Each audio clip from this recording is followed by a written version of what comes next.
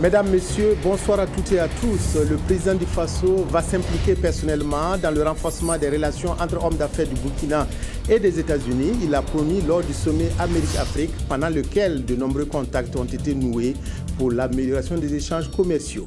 Lancement d'un projet d'amélioration de l'hygiène et de l'assainissement dans 3 régions du Burkina au profit surtout des populations rurales qui devraient adopter les toilettes et tourner le dos à la nature pour leurs besoins. Le tabagisme est un problème de santé publique au Burkina, combattu par les autorités mais aussi par de nombreux anciens fumeurs qui ont décidé de partager leur expérience et leur vision d'une vie sans tabac, dossier signé Wendata Nathalie Kaori. Ainsi donc, le Burkina et les États-Unis ont décidé d'œuvrer en faveur de l'amélioration de leurs échanges commerciaux et des investissements, ce qui explique les nombreux contacts qui se sont noués à Washington entre hommes d'affaires des 2 pays. Le président du Faso a rencontré les hommes d'affaires américains et burkinabés et a promis de contribuer à renforcer les relations commerciales. Reportage Alfred Nikiema, Urbain Benito Somé. À la rencontre des opérateurs économiques et hommes d'affaires burkinabés, le président du Faso a dit sa vision du développement économique de notre pays. Audace, ambition, création, prospection et offensive internationale, mais aussi prudence, doivent désormais guider les actions des acteurs du secteur de l'économie nationale. Il faut que l'économie, du point de vue des marchandises, du point de vue de l'intelligence, des expertises, des compétences, et que l'économie aille au-delà de ses frontières, pour mieux servir l'économie nationale. Voilà pourquoi nous sommes heureux de voir que vous avez compris cela et que vous êtes engagés avec nous pour faire en sorte que le marché américain soit aussi notre marché, pour faire en sorte que les espaces d'échange sur l'Amérique soient aussi un espace commun à nous tous. Alors, donc, le fait d'être là, de sortir du Burkina pour partager, pour échanger, pour construire avec d'autres, je crois que c'est ce qui va apporter de la force à notre économie nationale. Il n'y a rien d'autre. Mais je dois vous dire que c'est un espace nouveau pour vous. Ça veut dire qu'il faut y aller avec beaucoup de prudence parce que il y a certainement un secteur privé qui est, comme on le dit, probablement le plus dynamique dans le monde. Donc, vous devez avoir affaire à toutes sortes de requins, si on veut le dire. Ouais, donc voilà, je préfère vous le dire. Ouais, donc, ça veut dire qu'il faut aller avec beaucoup de patience, ne pas croire que on peut grandir tout de suite parce qu'on est arrivé en Amérique. Ouais, vous pouvez aussi vous enfoncer très profondément parce que voilà. Et toujours dans la dynamique du développement de la coopération bilatérale, le chef de l'État s'est une fois de plus impliqué personnellement dans la promotion de la destination Burkina. Les contacts aussi que nous avons eu parallèlement avec le secrétaire d'État Kéry, avec le ministre de l'Énergie, le ministre de l'Agriculture, voilà, tout cela indique qu'il y a un intérêt aussi pour l'Amérique, avec le Burkina Faso, que nous puissions conduire des programmes majeurs de coopération qui vont en même temps aussi servir notre secteur privé. Et je crois que c'est une dynamique dans laquelle il faut que l'on s'inscrive pour vraiment certainement mieux apprendre aussi à faire les affaires, mais surtout à partager l'économie mondiale avec les autres. C'est cela aussi qui a fait la force des autres économies européennes ou asiatiques, parce qu'elles ont beaucoup partagé avec les États-Unis. Et c'est le tour de l'Afrique de le faire. Et nous avons des bras pour cela, c'est vous, secteur privé, parce qu'il n'y a pas de doute qu'aujourd'hui, même si sur certaines questions, la responsabilité première revient encore aux États, et savoir de faire bouger davantage l'éducation, la formation, la santé des populations africaines. Il est certain que tout ce qui est mouvement d'affaires, organisation des échanges, capacité pour l'Afrique donc à se projeter dans les échanges avec le reste du monde, c'est avant tout le secteur privé qui doit assumer les premières responsabilités. Et ce sont des hommes d'affaires quelque peu ragaillardis qui ont pris l'engagement de prospecter davantage les possibilités d'affaires dans plusieurs domaines d'activité. Le président du Faso a été sollicité par de nombreux médias au cours de son séjour aux États-Unis. Blaise Compaoré a parlé de paix, de sécurité, de bonne gouvernance et de développement du continent avec les journalistes. Le chef de l'État a été l'invité du club de la presse américain pour des discussions avec des journalistes américains et africains. Alfred Nikiema, Urbain Benito Somé. Face à la presse, le président du Faso a d'abord situé l'objet de sa présence au premier sommet Afrique-États-Unis d'Amérique. Une présence qui se justifie amplement par le souci de partager les expériences dans les domaines des affaires, de la sécurité et de la gouvernance. L'Afrique a besoin d'achever les transitions démocratiques. L'Afrique doit améliorer la gouvernance politique. Nous devons investir encore plus dans le capital humain. Nous devons arrêter les crises sur le continent.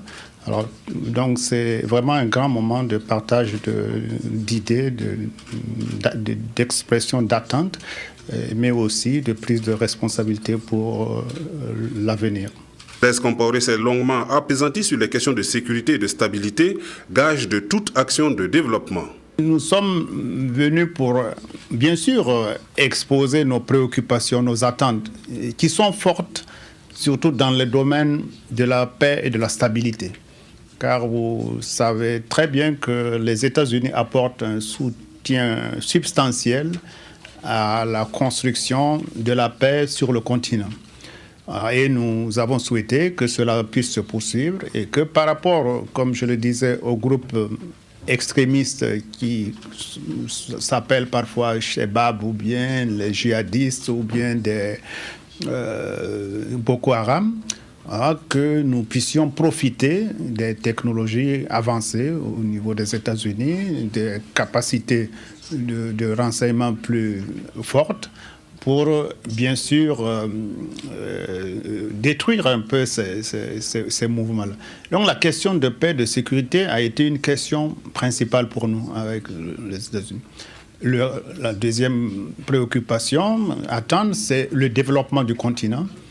Et bien sûr, la question de l'énergie, car comme le disait le président Kagame, on cite l'Afrique comme ayant une croissance économique déjà élevée, sans électricité. Le jour où on va avoir l'électricité, c'est sûr que l'Afrique va faire un bond beaucoup plus qualitatif.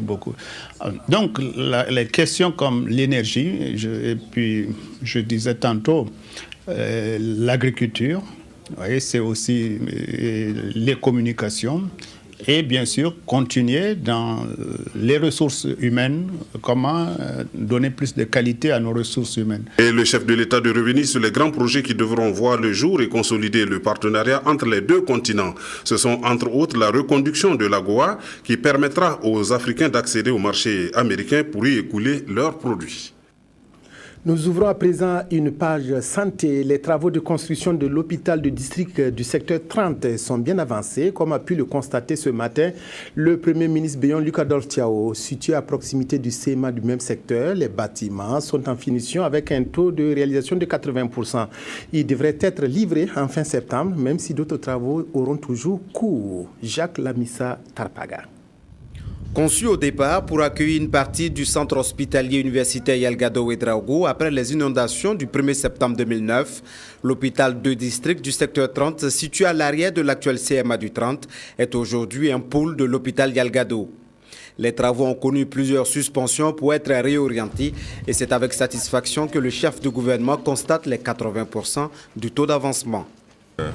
Je suis vraiment impressionné. Je crois que tous ceux qui m'ont accompagné ce matin pour visiter l'hôpital du district du secteur 30 ne s'attendaient pas à avoir une telle infrastructure.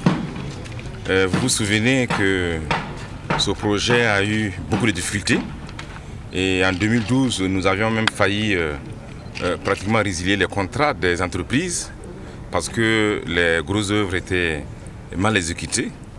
Bon, après donc nous avons dû revoir donc tous ces travaux avec le bureau d'architecture, le ministère et des correctifs importants ont été apportés. Et aujourd'hui, vraiment, c'est avec beaucoup de plaisir que j'ai pu visiter l'ensemble donc de ces infrastructures qui sont constituées d'une trentaine de blocs. Il est prévu ici des services d'urgence, d'hospitalisation, de chirurgie, de maternité et bien d'autres spécialités pour environ 400 lits. Il y aura aussi une administration, des salles de cours pour les internes. En somme, c'est un hôpital complet placé sous la coupe du centre hospitalier universitaire Yalgado Ouedraogo et cela va coûter plus de 19 milliards de francs CFA.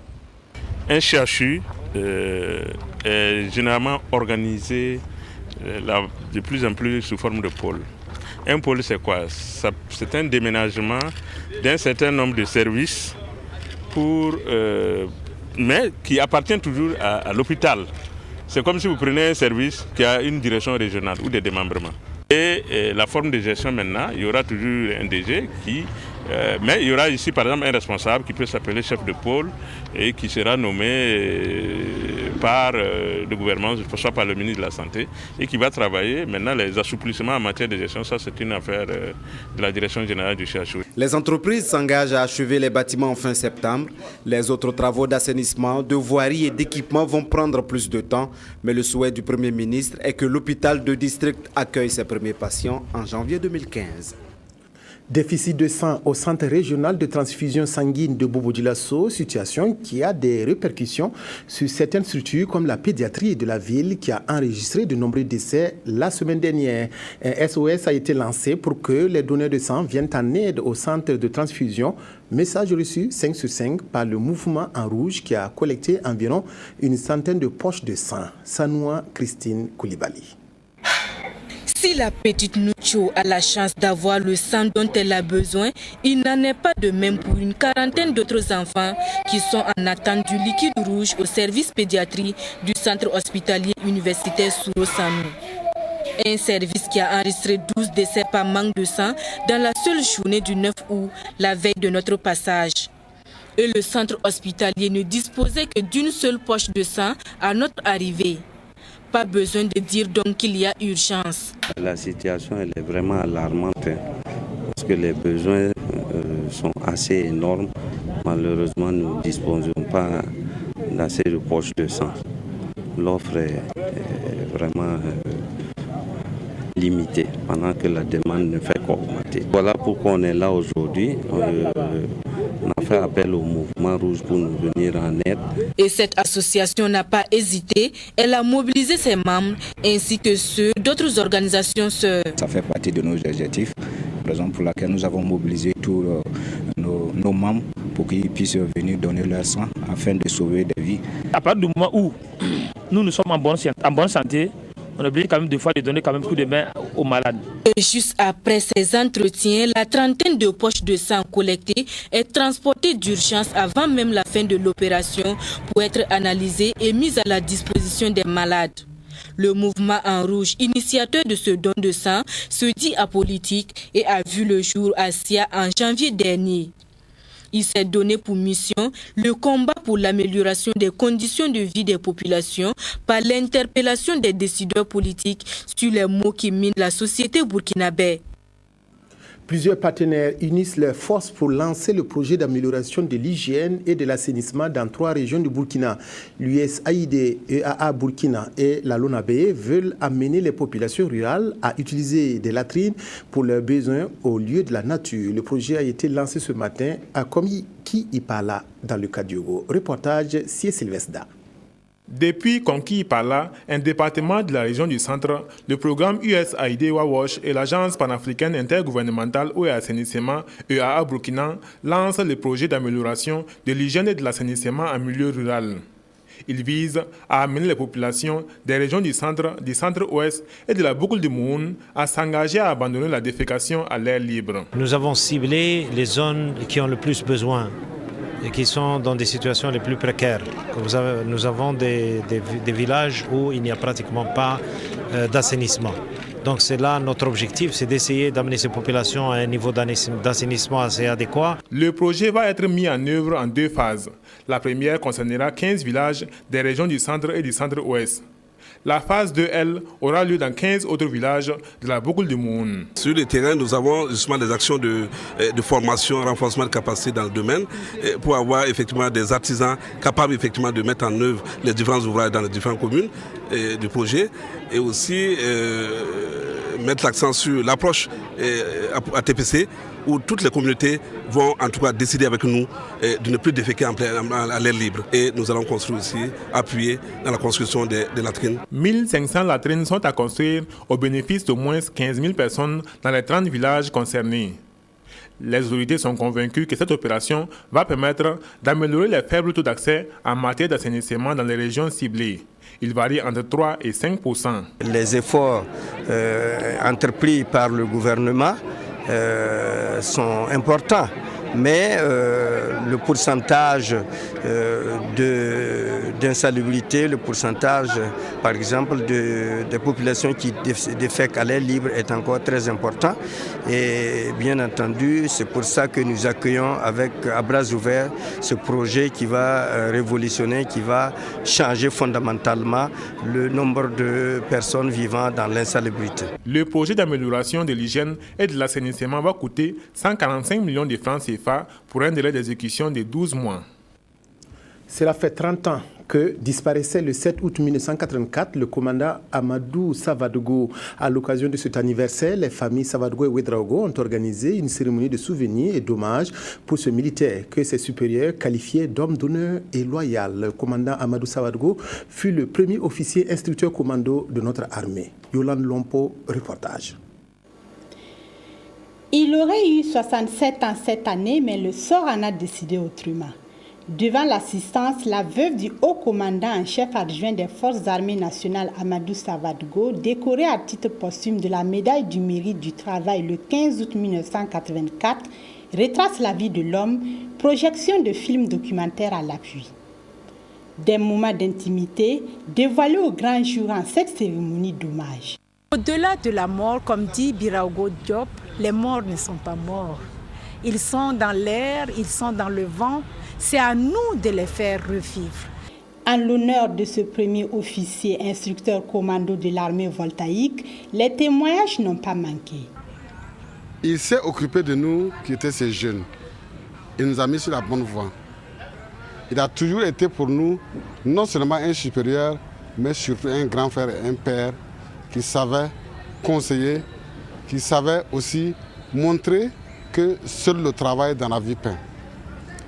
Je me rappelle d'une de ses phrases un jour, pendant la Révolution, il me dit « Lougué, tenez bon parce que ce serait dur, tenez bon parce que ce serait dur ». Et il m'a répété ça plusieurs fois, jusqu'au jour où on a tiré sur lui vers Silimandé. La seule chose que nous puissions faire pour le commandant Savadogo aujourd'hui, c'est chercher la solidarité, chercher l'union et surtout être des hommes d'honneur. Une fondation basée sur le respect et la compassion pour la personne humaine porte désormais son nom à la grande satisfaction des familles Savadogo et Ouedraogo. L'autre Burkina parti pour le socialisme et la refondation a aussi été porté sur les fonds baptismaux au mois d'août 2007. Le parti dans les Ougas célèbre son 7e anniversaire à travers la tenue de la session ordinaire de son bureau politique national. Au cours de cette rencontre, des questions relatives à la vie du parti, à la situation nationale et internationale ont été abordées. Reportage Karim Patrick Namouano. Les premiers pas de l'autre Burkina PSR ont été difficiles, mais aujourd'hui, ces géniteurs se réjouissent de l'implantation progressive du parti sur le territoire national. Se départissant des oiseaux de mauvais augure, le parti appelle au dialogue sociopolitique pour désamorcer ce qu'il qualifie de grande bagarre politique au sujet de la limitation des mandats présidentiels. Opposition ou pas, la violence aujourd'hui ne sert personne. Il faut que la société civile nous dise à nous les politiciens là, écoutez, arrêtez vos bagarres si vous voulez casser ce pays-là. C'est eux qui doivent nous faire. Sous forme de plaidoyer, c'est comme une menace. La société civile peut faire ce travail et nous devons l'écouter. Pour ou contre le référendum, l'autre Burkina PSR n'oppose pas son veto, mais il recommande le respect de la volonté des citoyens burkinabés. À la mesure où c'est prévu par la Constitution, on s'incline, on va en bataille électorale et le peuple va trancher. Et une fois que le peuple tranche, ce sera alors une position qui doit être acceptée par tout le monde. Alain Zoubga, seriez-vous candidat en 2015 ? Oui, mais sa réponse reste assujettie aux finances. Ça ne devrait pas gêner Blaise Compaoré. Nous sommes des amis. S'il gagne, je vais applaudir. Si je gagne, il doit applaudir. Mais je doute fort que je puisse avoir 500 millions pour aller en campagne. Ce n'est pas du jeu. Si vous sortez avec 50 millions, que je ne sais même pas, vous n'irez même pas à Tinkourou. Mais supposons que par hasard, la loterie me donne 1 milliard, là vous pouvez être sûr que j'y vais aller. Le bureau politique national de l'autre Burkina, PSR, a clos sa session ordinaire en exprimant ses condoléances et sa solidarité avec les victimes de l'explosion de l'arrêt et du crash du vol d'Air Algérie. Le nouveau secrétaire exécutif de l'Agence de promotion de l'expertise nationale, Mamadou Toé, a été installé dans ses fonctions ce matin. L'agence créée il y a 3 ans est chargée de promouvoir, d'organiser et de développer l'expertise nationale à l'intérieur comme hors de nos frontières. Mamadou Toé remplace à ce poste Jean-Baptiste Ouedraogo. Reportage Abdoul Asmane Zongo. En cette matinée du lundi 11 août 2014, la primature a abrité un cérémonial de passation de charges qui entérine officiellement l'installation de Mamadou Toé ici à Limoges comme secrétaire exécutif entrant de l'Agence de la promotion de l'expertise nationale. Sa nomination avait été faite lors de la délibération du Conseil des ministres du 29 juillet dernier. Il s'agit d'un nouveau départ pour la valorisation et la promotion de l'expertise nationale, afin que les experts nationaux puissent occuper vraiment du terrain dans la sous-région, pourquoi pas au-delà de la sous-région et même sur le plan international. Mamadou Toé remplace Jean-Baptiste Ouedraogo. Lui a passé 3 années à la tête de la structure avec des acquis majeurs. Lorsque j'arrivais au premier ministère pour m'occuper de la promotion de l'expertise nationale, je n'avais entre mes mains que mon décret de nomination et le décret qui crée la commission de promotion de l'expertise nationale. Que faire? D'abord, les experts nationaux, il fallait les identifier, aller à leur rencontre, connaître leurs préoccupations. Le second acquis, les experts nationaux m'ont fait savoir qu'ils n'ont pas de cadre juridique d'exercice de leur profession. Désormais, ce cadre juridique existe. Créée en mai 2011, l'Agence de la promotion de l'expertise nationale a pour mission fondamentale de faire rayonner davantage l'expertise nationale à l'intérieur du Burkina Faso, mais également de lui donner un label international. Venons-en maintenant à notre dossier. Le tabagisme est devenu un problème de santé publique au Burkina. De nombreux Burkinabés s'adonnent à la consommation du tabac, mettant ainsi leur santé en péril. Mais il y a aussi ceux qui ont compris le danger que représente la cigarette pour leur santé et ont décidé de tourner le dos au tabac. À travers témoignages et conseils, ils partagent leur expérience et leur vie sans tabac. Ouendata Nathalie Kaori. J'ai commencé à fumer depuis 90 ans. Mais j'ai arrêté en décembre passé. J'ai commencé à fumer à ma 5e. J'ai arrêté de fumer il n'y a même pas 1 an comme ça. Avec une bonne dose de volonté et de détermination, ces personnes ont décidé d'arrêter la cigarette. Une décision que ces désormais ex-fumeurs ont prise après avoir réalisé que cette substance ne leur apportait que des conséquences négatives sur leur santé et leur vie en général. Entre-temps, j'ai vu que ça ne m'arrangeait pas. J'avais des palpitations du cœur. On m'en a parlé que cela est dû au tabac, donc j'ai dû arrêter. J'ai décidé d'arrêter pour plusieurs raisons. Sur le côté santé surtout. J'avais pas mal de petits bobos, maux de poitrine, fatigue générale, maux de tête. Des choses côté financier aussi, pas mal d'un paquet par jour, 500 francs. Donc, vous voyez, déjà le mois, ça fait 15 000. Naturellement, le changement est positif pour ces ex-fumeurs puisqu'ils mènent désormais une vie saine. Et ce sont des gens bien placés pour donner des conseils sur les dangers liés à la consommation de la cigarette. Côté santé d'ailleurs, je suis vraiment soulagé. Là où j'ai reçu la pleine forme. Surtout le réveil matinal, vraiment il est sans faute. Les états de fatigue générale, tout est parti. Les petits bobos, les maux de tête, vraiment c'est super. Le conseil que je donne à tout fumeur, il faut faire un effort et laisser la cigarette. Surtout côté santé. On a tous essayé comme ça. Je prends une cigarette. Je vais fumer, voir le petit malin, Il ne faut même pas essayer.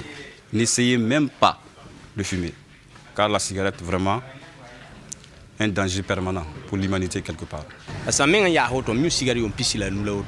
J'ai fumé pendant 25 ans. Si je ne l'avais pas fait, je serais encore plus jeune aujourd'hui. Je n'ai que 45 ans. Si on ne protège pas la jeunesse du phénomène de la cigarette, qui pourra assurer l'avenir de notre pays? Selon l'Organisation mondiale de la santé, le tabagisme est devenu une épidémie mondiale qui tue près de 6 millions de personnes chaque année à travers le monde. Pour le cas du Burkina Faso, le tabagisme est aujourd'hui considéré comme un problème de santé publique qui touche en premier lieu les jeunes.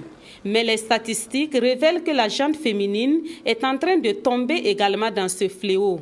Avec une telle situation, il est clair que les acteurs de la lutte anti-tabac ont encore du pain sur la planche. Mais pour une réduction significative du tabagisme, le combat doit nécessairement commencer par une volonté individuelle de dire stop ou non à la cigarette. 136 nouveaux enseignants du primaire formés à l'école privée Les Élites de Banfora sont prêts à dispenser le savoir aux enfants burkinabés. Après 2 ans de formation dans cette école qui faisait ainsi ses premiers pas dans le domaine, ces élèves maîtres ont reçu samedi dernier leur diplôme sous le parrainage du ministre de la Communication Alain-Édouard Traoré. Reportage à Banfora, Simplice Barreau. Voici la première promotion de l'école privée de formation des enseignants du primaire Les Élites de Banfora. Ce sont 136 institutrices et instituteurs certifiés qui sont désormais aptes à faire reculer les frontières de l'ignorance et de l'analphabétisme au Burkina. Cela après 2 années de formation. La formation a été vraiment bénéfique pour nous. On a pu apprendre beaucoup de choses sur la pédagogie et nous sommes prêts pour aller faire les textes d'intégration afin de relever les défis pour apporter une éducation de qualité pour notre pays. Le parrain de la première promotion des enseignants du primaire formés à l'élite de Banfora, le ministre de la Communication, a rappelé dans son intervention la responsabilité de ses filleuls dans l'éducation des enfants du Burkina qui seront bientôt à leur charge. Il a en outre salué l'initiative du promoteur. À mes filleuls, je voudrais dire qu'ils sont maintenant nantis d'un savoir et d'une compétence qu'ils devront mettre au service de la nation. Et ils jouent un rôle moteur dans le développement de notre pays. Ce sont des enseignants, ce sont des éducateurs et qui prennent leur rôle dans le corps social très au sérieux et ils verront que c'est la voie, l'unique voie qui permettra à notre pays. La ministre de l'Éducation nationale, présidente de la cérémonie, et le ministre des enseignements secondaires et supérieurs, tous représentés, ont demandé aux impétrants de s'inscrire sur la voie de l'excellence et de la rigueur professionnelle. Le fondateur de l'école Les Élites de Banfora se dit comblé quant aux résultats obtenus. Nous en sommes vraiment fiers pour avoir mis à la disposition du Burkina Faso 136 compétences. 136 compétences qui sont prêtes à servir partout dans ce pays pour que nous puissions vaincre là où se trouve l'ignorance et l'analphabétisme. La cuvée 2014 de l'école privée de formation des enseignants du primaire de Banfora comprend 77 femmes et 59 hommes avec leur parchemin en poche. Certains d'entre eux vont sans doute tenter d'intégrer le ministère de l'Éducation nationale et de l'alphabétisation pour aller renforcer le rang des éducateurs. 2 plans d'action, l'un pour le développement des énergies renouvelables et l'autre pour l'initiative du secrétaire général des Nations Unies, Énergie durable pour tous, ont été examinés la semaine dernière à Ouagadougou au cours d'un atelier organisé par 2 yeux. Il a permis de recueillir les contributions des uns et des autres pour la réussite des différents plans d'action. Reportage Nathalie Savadogo. Les acteurs de l'énergie et leurs partenaires techniques et financiers veulent ensemble réfléchir pour la mise en œuvre de l'initiative Énergie durable pour tous, Sea for All, en Afrique de l'Ouest. L'objectif de cette initiative est d'assurer l'accès universel aux services énergétiques modernes, doubler le taux d'amélioration de l'efficacité énergétique et doubler la part des énergies renouvelables dans le bouquet énergétique mondial à l'horizon 2030. Après l'élaboration du plan, qui est constitué en 4 étapes. Une première étape, c'était l'adhésion du Burkina Faso à l'initiative Sea for All qui s'est opéré en 2012, suivi de la constitution du comité interministériel chargé de l'élaboration du plan et du suivi et de son suivi. Et nous sommes passés maintenant de façon active à l'élaboration du plan. Et l'élaboration du plan aussi est constituée de plusieurs phases. D'abord, il y a eu l'état des lieux de la situation énergétique du Burkina Faso. Et à l'issue de cela, il faut maintenant passer à l'élaboration du plan proprement dit, qui par la suite devra faire l'objet de recherches de financement pour la mise en œuvre du plan. Le lancement de ces 3 plans d'action nationaux bénéficie de l'accompagnement du Centre pour l'énergie renouvelable et l'efficacité énergétique de la CEDEAO, CEREC. Il constitue une étape importante de l'élaboration et rendez-vous est pris avant la fin de l'année 2014 pour l'atelier de validation de ces plans d'action nationaux. La 10e édition du camp vacances cuisine s'est achevée vendredi dernier sur des notes de satisfaction au vu de l'engouement que ce nouveau rendez-vous a suscité chez les tout-petits. Les enfants ont été comblés par cet apprentissage de la cuisine et du vivre ensemble. Le camp vacances est une initiative du Cercle de la bonne cuisine animée par notre consoeur Florian Mego. Reportage Zalissa Sanfo. De la salade de vacances, en passant par le couscous sénégalais au babenda. Des mets concoctés par des vacanciers. Pendant 2 semaines, ces jeunes ont découvert l'univers de l'art gastronomique. Pas de quoi être des cordons bleus ou des chefs, mais ils retournent chez eux avec un savoir-faire assez suffisant pour se faire plaisir, mais aussi à leurs parents. Pari donc réussi pour les promoteurs du Cercle de la bonne cuisine, qui n'espéraient que cela. Pour cette 10e édition, je vois que les parents sont satisfaits, les enfants sont satisfaits d'abord, sont très contents. Ils étaient venus avec des envies de faire de la cuisine, surtout internationale. Bon, mais le programme que nous leur avons proposé aussi par rapport aux mets de notre pays était très satisfaisant aussi pour ces enfants. La génération des enfants que nous avons aujourd'hui ne sont plus là pour le fait de manger pour manger, mais doivent participer à la fabrication de la nourriture qu'ils mangent. C'est tout l'intérêt de mon engagement à leur côté et c'est ce qui fait que je suis là. Au-delà de l'art culinaire, bien d'autres activités socio-culturelles ont été servies aux enfants. Un ensemble d'enseignements qui vise à faire de ces enfants des hommes pleins de demain. Et c'est sans doute cela qui a fait dire au ministre de l'Action sociale que ce camp est spécial. Ce camp est spécial, à mon avis. C'est un regroupement d'enfants, pas pour simplement crier et s'amuser, mais aussi pour apprendre la vie tout court. En se retrouvant ensemble, ils apprennent à se connaître, mais aussi à connaître la vie en communauté. C'est en fait que les enfants se sont dit au revoir et avec l'espoir que leurs parents les inscriront au camp vacances cuisine l'année prochaine afin qu'ils apprennent davantage sur l'art de cuisiner. C'est tout pour cette édition. Merci de l'avoir suivi. Excellente soirée à toutes et à tous en compagnie de la RTB.